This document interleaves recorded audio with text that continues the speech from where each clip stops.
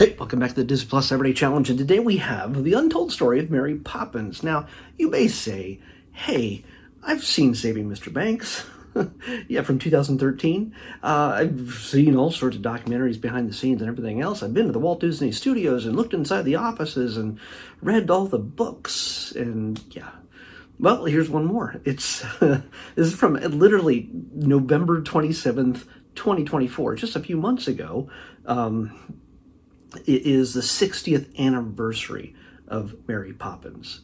That's why it's ABC 2020, ABC News 2020 special. It's an hour and 24 minutes long. It is, 2024. So it's really, really new. It definitely focuses on the struggles. If you've seen Saving Mr. Banks, definitely focuses on the struggles of Walt trying to acquire the rights from P.L. Travers, the creator of Mary Poppins, and it's a very real struggle. If you did see Saving Mr. Banks, you watched the credits and you probably heard some of the recordings of P.L. Travers having a chat with the Sherman brothers about so many different things. By the way, what was realized in this, and I kind of maybe they focus on this in the movie, and maybe I forgot it, but when Walt was finally, after like 20 years of trying, finally got the chance to bring P.L. Travers to Los Angeles, to Burbank, to meet, he got out of town, leaving the Sherman brothers to tangle with her. And again, she hadn't signed a document yet. She hadn't signed a contract yet. They had already been writing scenes, songs. The Sherman brothers are songwriters. They're not movie moguls. They're not, they were, they had to sort of talk her into it. And that part was shown pretty clearly in the film. But he just went to Palm Springs. Walt just took off, and because he knew that they were not gonna see eye to eye, and there was a very good chance he could have tanked the whole thing. What's really interesting about this is there's a lot of stuff that could have never been put in the movie. It would not have been interesting to elaborate on in the movie. So there might be stuff in here, even though you might be a complete Mary Poppins fanatic, you might learn a few things. And odds are, if you are a huge fanatic, you already watched this on ABC a couple months ago. So if ever there was a good way to celebrate the 99th birthday of Dick Van Dyke and just the film itself over so many years, and the sequel that came out, The Return of Mary Poppins in 2018 with Emily Blunt and Lin-Manuel Miranda, if you want to see just the tremendous international impact of the film, the characters, the music especially, and of course Walt's undying persistence in getting this story to film, this is a way to celebrate that. Literally watching this.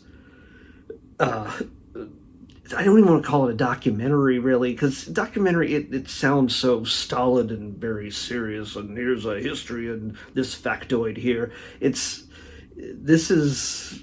is a celebration. It's a 60th anniversary special edition celebration, and it cobbles together a number of interviews that have happened over the years for each of the films that have come out, and a bunch of brand new stuff. Chris Connell from MTV. I know him from MTV way back in the day.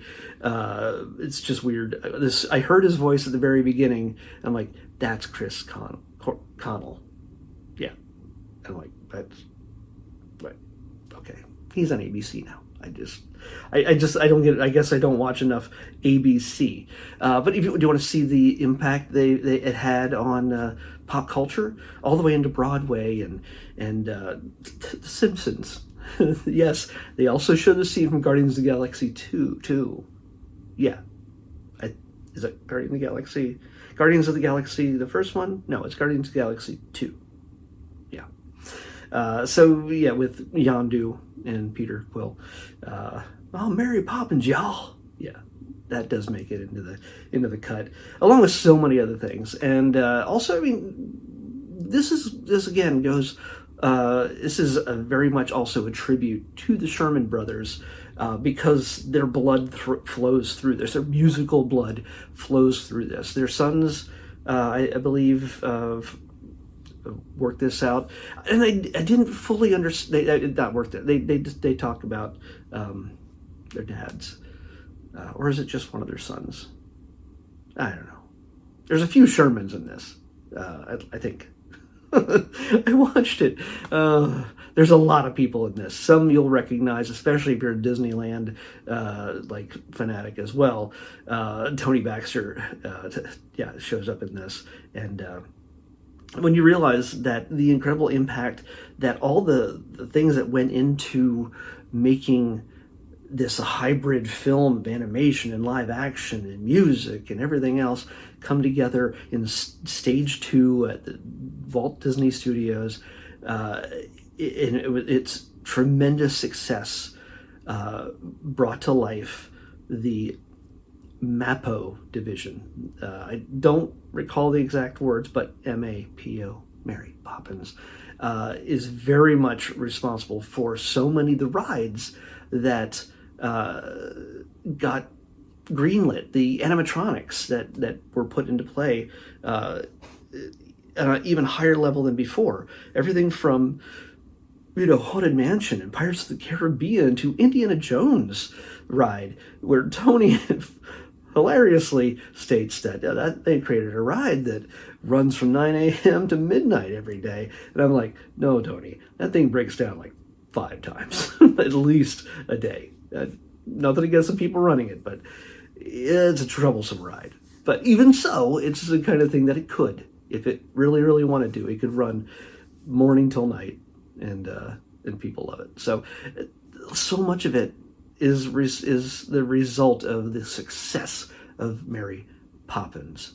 So yeah, there's a lot of different aspects that are covered in this, and it's worthwhile watching. If you're a fan, or even a casual fan, if you're a Disney fan, Mary Poppins has a humongous effect on so much. So yeah, definitely. Also one more thing. Since Richard Sherman passed away in early 2024, May, I believe, and his brother had passed away 12 years prior,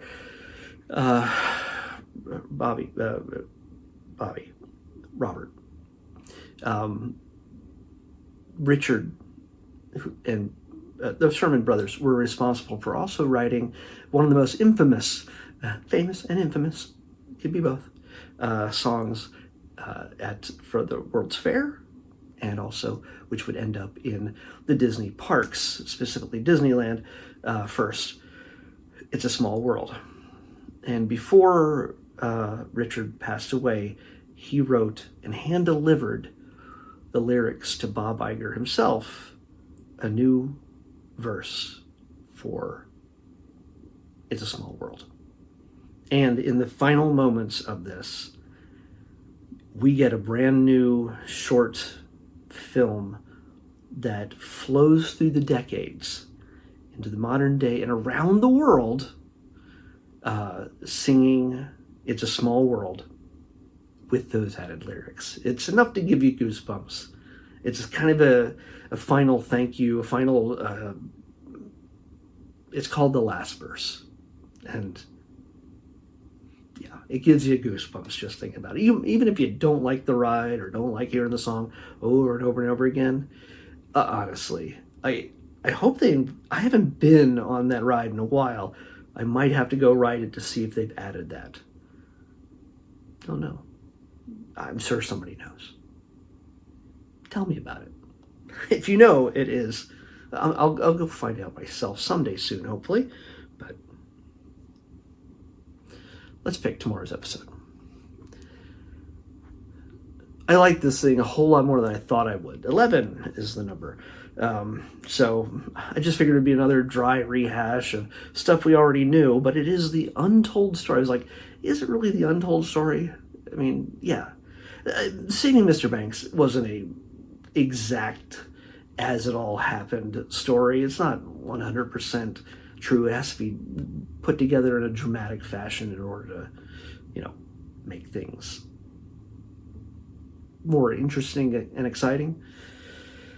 But, by the way, I'm dragging this out because I have a great fear. I know what this. Yes, I know what it just picked. Okay, but yeah, it is. There's a lot of stuff in there that, if you're a casual fan, you probably don't know. But even the hardcore ones will find something they might not have known. I don't know. All right, 11 is. I worried about this. For a long time, we were not getting any of these films. None of these films were on Disney Plus directly. And I'm kind of hoping that if I check it, it's going to show up as, thanks to, you get to watch this because of Hulu. And if that's the case, then I have to pick something else. But for the longest time, we were only getting the spin-offs of this legendary series involving puppies. But in this case, we get the whole grown-up dog. Yes, and in fact, I don't know which sequel this is. It's not the original. We're getting a sequel to Air Bud World Pup. Yeah, Air Bud is he playing basketball in the original one? And now apparently World Pup is a reference to World Cup, which means he's playing soccer, I guess. It sounds more realistic. I think a dog could kick a ball around. That's, he can't, he shouldn't use his paws. That seems really difficult, but he's probably going to bop it on his head. Okay, some people know my aversion to movies with talking digitally mouth-moving dogs.